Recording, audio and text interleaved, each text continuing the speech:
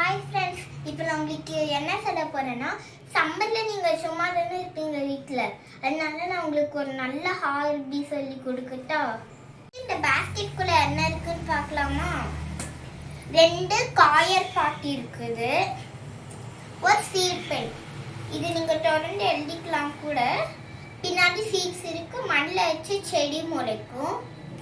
அதுக்கப்புறம் கொக்கோ காயின் இருக்குது, அதுக்கப்புறம் பெபிள்ஸ் இருக்குது, அதுக்கப்புறம் மேன்யூச்சர் இருக்குது, அதுக்கப்புறம் மட்டு இருக்குது, அதுக்கப்புறம் ஆக்சிஜன் பிளான்ட் இருக்குது. கட்ட போகிறேன்.